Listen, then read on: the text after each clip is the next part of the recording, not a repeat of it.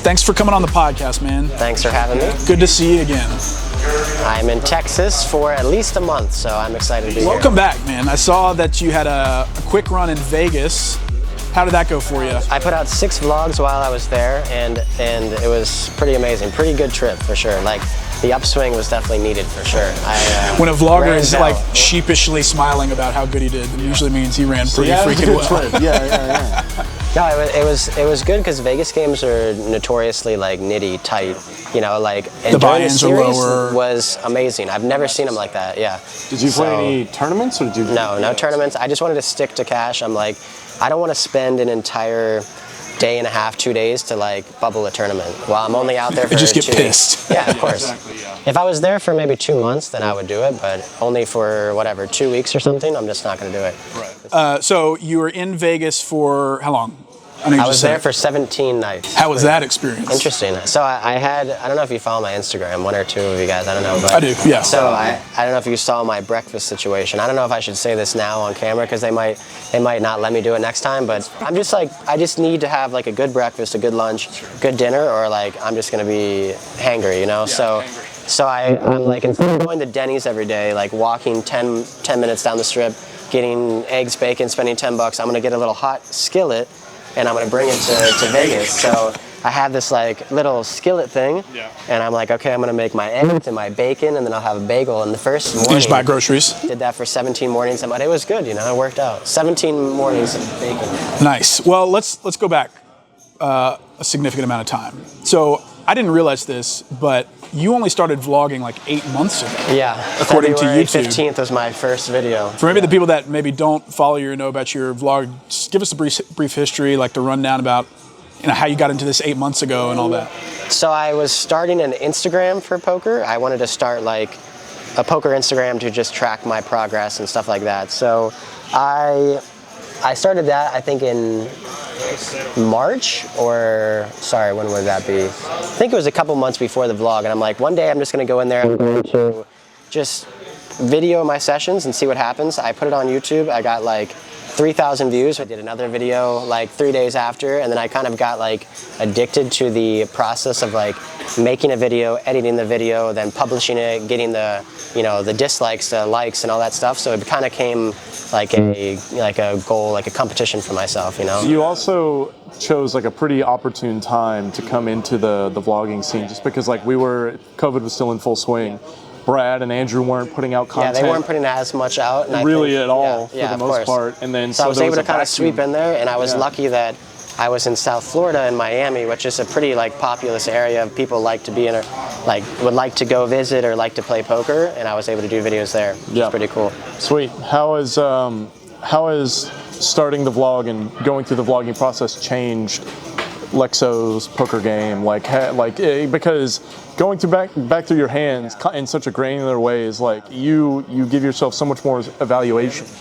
I feel like to get better at poker, you need to have other people telling you like what I think you should do, or what I think you did this not the best, or I think you did this well. But like thinking back at yourself, you're like, oh, that sounds good, because you made the decision. And you're like, yeah, I think that's a good bluff because I thought of it. Yeah. But like if I think the best way would have 5 people in a room saying, I think you should have bet this, or I think you should have checked here, I think you should have done that. So I think it's helped a little bit with my poker game, but I mean, your biases can be powerful. Yeah, of course. Yes. Like you're thinking, well, I think this is okay play because I thought of it, you know? But, Self-awareness is a powerful tool though as well. It's like we play 80 hands, 120 hands in a couple of hours in a session. Yeah. You can't remember all of them. And you might have been only involved in 10, but sometimes like when you start looking at every decision, every street of the hand, like it definitely helps, you get to see all your mistakes in real time. And then it helps to have the people in the comments that are like, you played this hand terribly. Like, you with 100% confidence. I had a bunch of people in the beginning, like when I first came out, before I said, this is what I did for a living, or that I brought myself from 1-2 up. They're like, you should go back down to 1-2. like, for sure. Never come back. Don't play 5-10. Like multiple people, just like the same guy over and over again, like, go to 1-2. You're not good enough for this. And it could be true. I mean, I'm just... They're typing that from the 50-cent dollar table on ACR. Yeah, or they're, they play online free tournaments or whatever. So Facebook app poker. Yes. Yeah, Zynga poker. So that's a pretty quick rise to, like, I don't know, notoriety. This is kind of a niche space to be, like, I wouldn't, people know your name now after 8 months of doing this. Like, what does that feel like? I was just talking to my brother about that, I wrestled for 15 years, and I was never at the top of wrestling where people would know my name. Like, you guys probably wouldn't recognize some wrestlers' names, but there's probably 20, 30 guys that you could say, hey, this guy's here, and everyone's going to be like, oh, I love him, he's awesome, So I wasn't able to get there in wrestling, and then I was a competitive CrossFitter for 8 years, and I couldn't quite get to that point either where people would be like, oh, that's Lex Ozias, he's a really good CrossFitter. So to be kind of,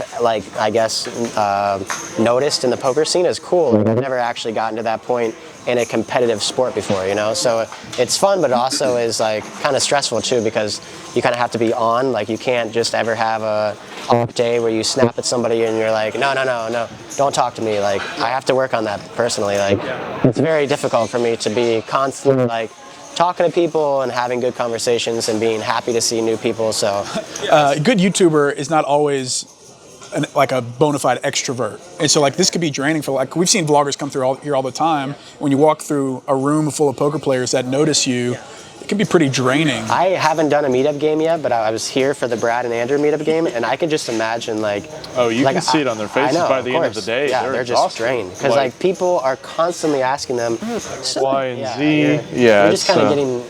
I mean, it's awesome. I like all the fans. It's cool that all these people are watching. I can't believe that 30, 40, 50,000 people are watching my videos and that 1 million people are watching Brad's. It's crazy, but it is you have to work on it, try to get better, just like anything, How was that in Vegas? Is this the first time in Vegas since your vlog has kind of blown up? It was my second time.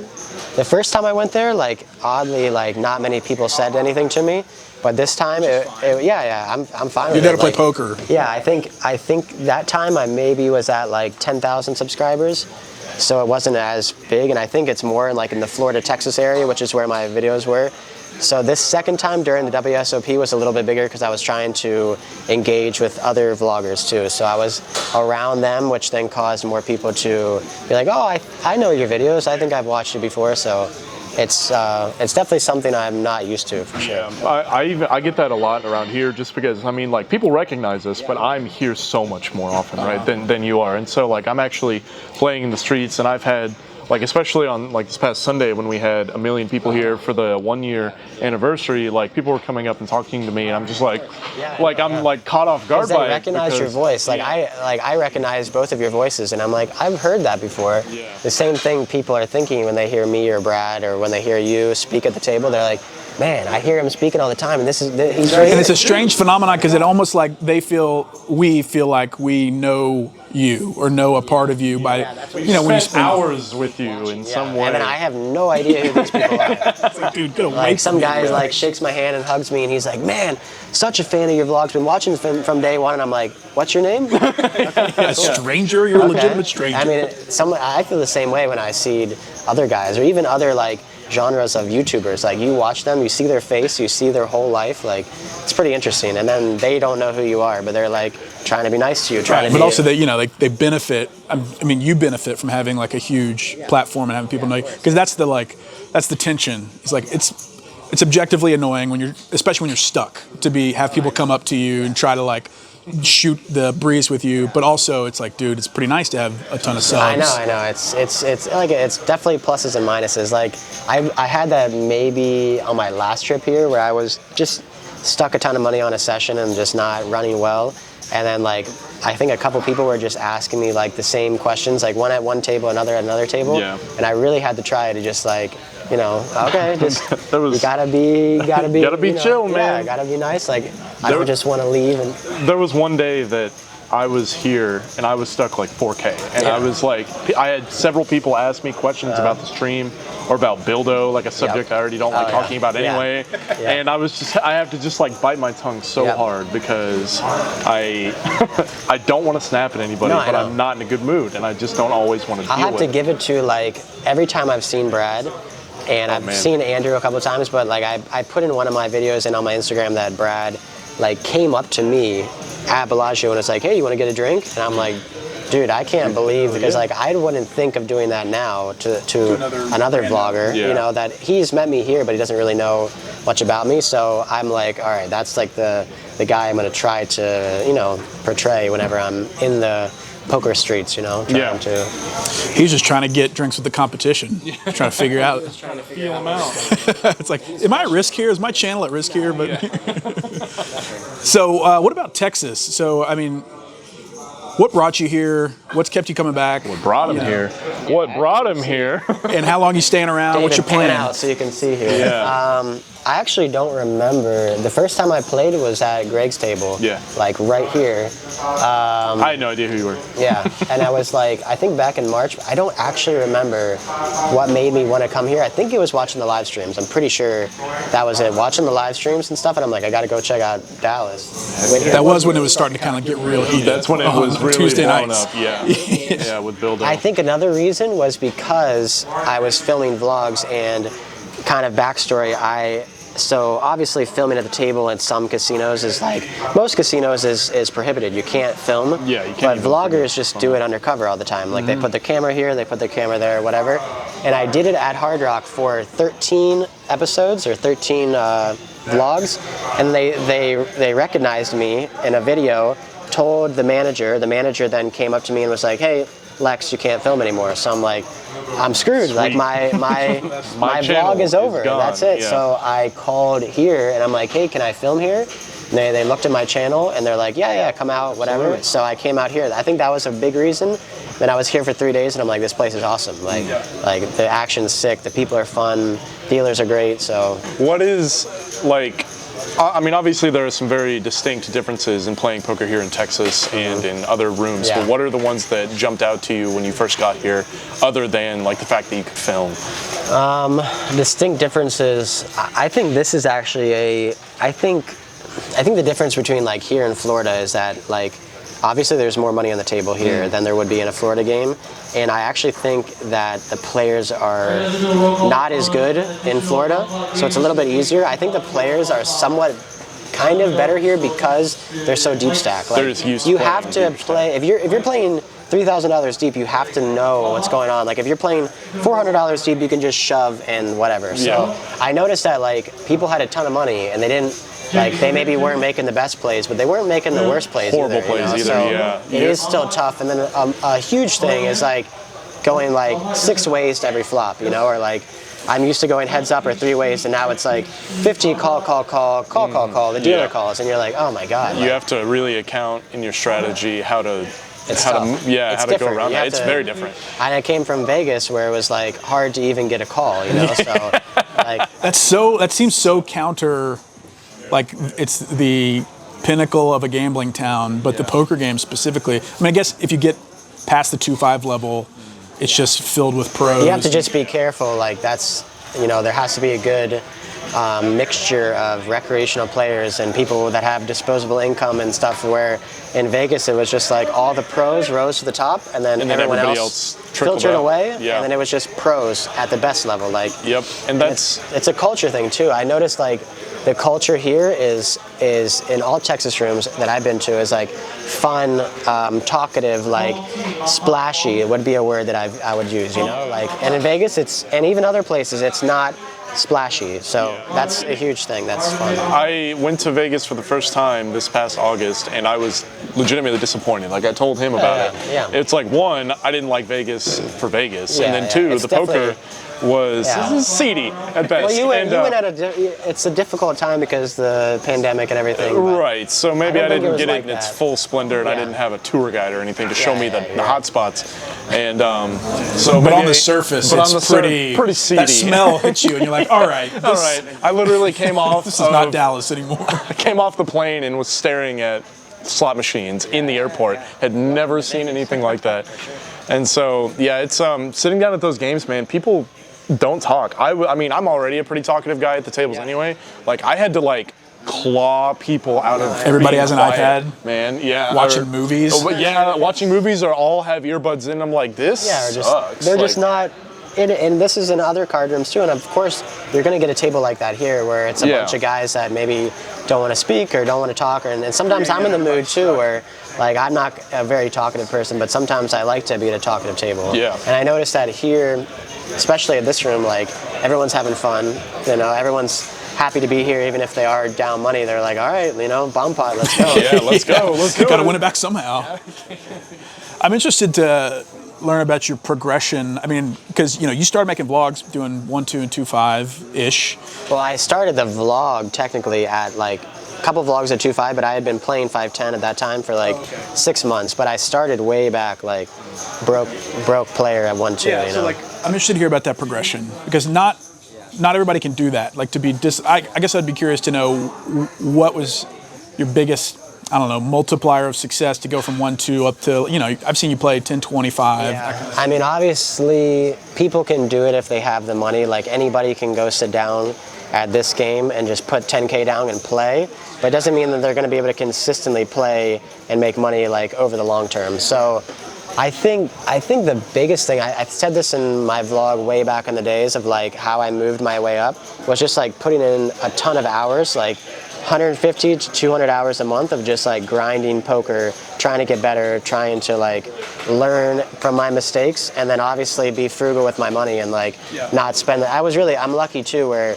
I don't have a ton of bills because I've kept things like not having a bunch of bills. I don't have kids, I'm not married yet, so it's like I don't have to spend all this money like some other people might. But, you know, it's just your sacrifices that you make, you know? So a level of discipline that most people, I don't think, at least in the poker world, are prepared to display. Like, I mean, it's hard, especially when you're like, you know, you're buying in 3K deep or whatever. Money starts to feel like it loses value a bit. Yes. And to live frugally outside of that, whenever you go opposite. on 5K swings in 2 days, right, money loses its meaning a little bit.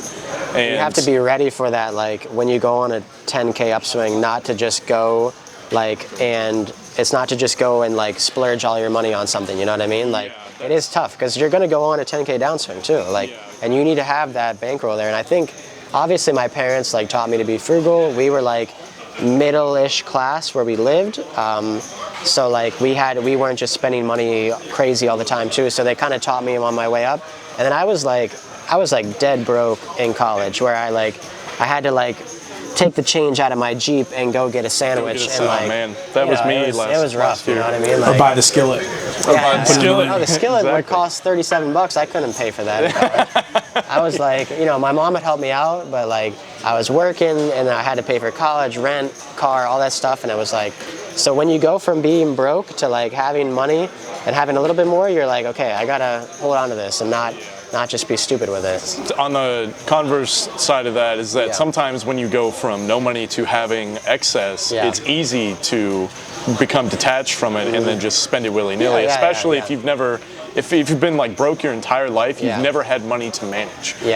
So that can be a huge hump that people have to get over. My coach's biggest thing, he said the number one reason that the majority of poker players fail is not because they're bad poker players, it's because they don't know how to manage their money. And like you hear stories all the time of people, these crazy poker players that are $700,000 in debt to some nut job because they couldn't manage their bankroll well. And or stay away from the craps table. Stay away, exactly. Like, if anybody's like trying to come up in the poker world, like you're grinding 1-2 and you're like, there's a ton of people who want to try to make poker their career, and like to do only poker is like extremely hard. Like I wouldn't recommend it for a lot of people. Like, just like emotionally, like to have. It's very difficult to like make your entire life and your entire income solely based off poker. Like, you want to have different like streams of revenue. You want to have a different job. You want to have different stuff like that. So, but if you're trying to become a poker player, like the biggest thing is bankroll management. Like not spending your money, like really trying to save it, and obviously trying to get better at the game too. Yeah, Jonathan Little's Bankroll Bible is pretty solid too. Yeah, I agree. So Lex, we've only got a couple minutes left. I guess the last question is, what's next for you? What's the future look like? What are your goals? You know, what does the future look like for Lex? As for now, I'm here in Dallas. I don't know when this video is coming out, but I'm here for the next like month. And then I may stay a little bit longer because I like it here and it's nice to be out of Florida for a little bit. Sure. So I may stay another couple months, and I also want to check out LA at some point. So I either am gonna drive there or fly there to LA and try to make videos there. And then I was thinking about doing a vlog, like something like this in the future, of like trying to put out the idea of being like the biggest poker vlogger, like just to set it out there. Like, of course, I'm way behind all these other guys, but people kind of like when you put out a goal and you're like, I want to be, you know, at some time, the biggest poker vlogger of all the poker vloggers, you know what I mean? Like, when it comes to YouTube, that's kind of my goal. I know it's a long way away and it's going to take a lot of work, but like eventually, maybe if I keep pushing how Brad has and Andrew and all these other guys, I can get to that, you know, top level where you're competing for that top spot when it comes to poker vlogging. Consistency seems like that's the key, and it seems like you're the type of guy to do it. Not to flatter you, but also it seems like a pretty regimented, disciplined guy. And, you know, that YouTube game, it's all about consistency. All right, for people that maybe don't follow you now, how can they find you on the internet? Instagram, Lex O Poker. YouTube is just Lex space O Poker. And I don't really use my Facebook. I don't use Twitter. Not going to give you guys my cell phone number yet. Feel free. Yeah, that's it. Yeah. Nice, man. Well, hey, we appreciate you doing this for us, and, you know, good luck out there. Thanks, guys. Appreciate it. Thank you.